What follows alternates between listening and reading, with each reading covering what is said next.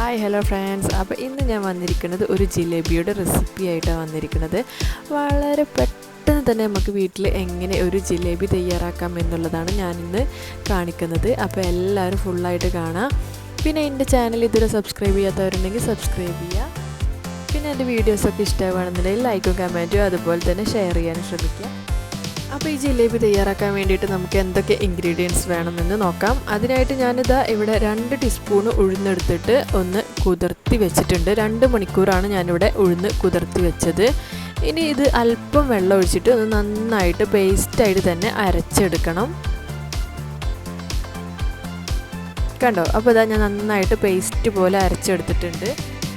ഇനി ഇതിലേക്ക് നമുക്കൊരു 4 ടീസ്പൂൺ മൈദ ചേർത്ത് കൊടുക്കാം.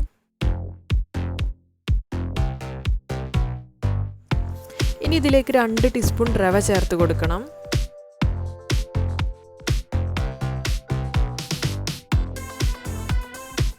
പിന്നെ ഇതിലേക്ക് ഒരു കോഴിമുട്ട വേണം. അതുപോലെ നല്ല പുളിയുള്ള തൈരാണ്.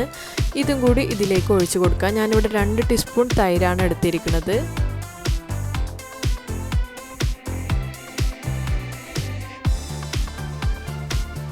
ഇനി ഇതിലേക്ക് നമുക്ക് ആവശ്യത്തിന് ഉപ്പും ചേർത്തിട്ട് നന്നായി അടിച്ചെടുക്കണം.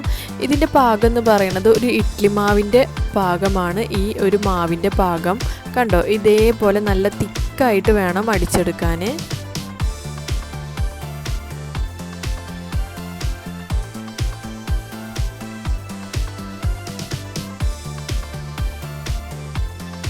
ഇനി നമുക്ക് ജിലേബി തയ്യാറാക്കാൻ വേണ്ടിയിട്ട് ബോട്ടിൽസും കാര്യങ്ങളൊന്നും ഇല്ലയെന്നുണ്ടെങ്കിൽ ഇതേപോലെ ഒരു ഫോയിൽ പേപ്പറിൻ്റെ ഒരു കഷ്ണം എടുക്കുക. എന്നിട്ട് ഇതേപോലെ ഒരു കുണ്ടുള്ള പാത്രം വെച്ചിട്ട് അതിലേക്ക് നമ്മുടെ ഫോയിൽ ഇങ്ങനെ അമർത്തി കൊടുക്കുക. കണ്ടോ? ഇതേപോലെ അമർത്തി കൊടുക്കുക. എന്നിട്ട് അതിന് നല്ലൊരു ഷേപ്പ് വരുത്തുക. നമുക്ക് മാവ് ഒഴിക്കാൻ വേണ്ടിയിട്ടുള്ള ഒരു പാകത്തിൽ ഷേപ്പ് വരുത്തുക. എന്നിട്ട് നമുക്ക് അതിലേക്ക് മാവ് ഒഴിച്ചു കൊടുക്കാം.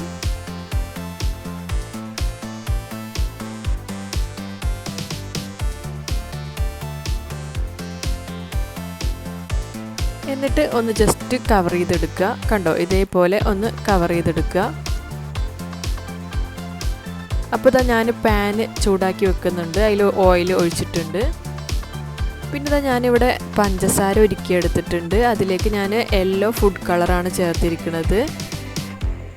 അപ്പോൾ ഇതാ പാൻ ചൂടായിട്ടുണ്ട്. എന്നിട്ട് ഇതാ ജസ്റ്റ് ഒരു ഹോൾ ഉണ്ടാക്കിയിട്ട് ഇതേപോലെ ചുറ്റിച്ചെടുക്കുക. കണ്ടോ?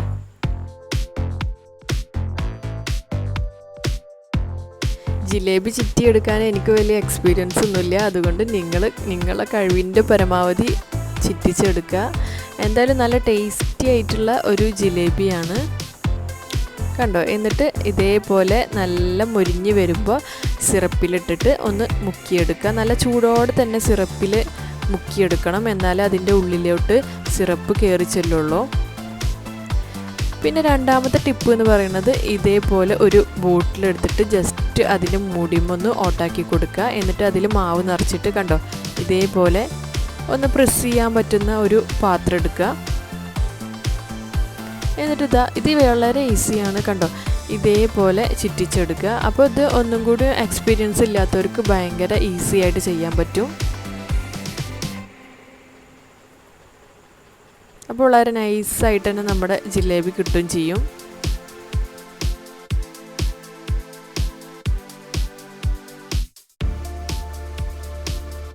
പിന്നെ ഇതാ ഒരു സൈഡ് മുരിഞ്ഞ് വരുമ്പോൾ തിരിച്ചിട്ടിട്ട് മറ്റേ സൈഡും നന്നായി മുരിപ്പിച്ചെടുക്കുക.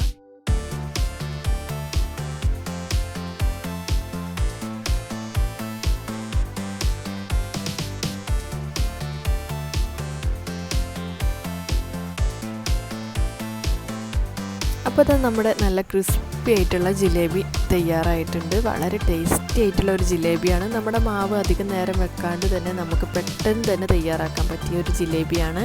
അപ്പോൾ എല്ലാവരും വീട്ടിൽ ട്രൈ ചെയ്ത് നോക്കുക. പിന്നെ ഇഷ്ടമായാൽ ലൈക്ക് ചെയ്യുക, അതുപോലെ കമൻറ്റ് ചെയ്യുക. പിന്നെ എൻ്റെ ചാനൽ ഇതുവരെ സബ്സ്ക്രൈബ് ചെയ്യാത്തവരുണ്ടെങ്കിൽ സബ്സ്ക്രൈബ് ചെയ്യുക, സപ്പോർട്ട് ചെയ്യുക. അപ്പോൾ ഇനിയും പുതിയ വീഡിയോസായിട്ട് കാണാം. Thank you.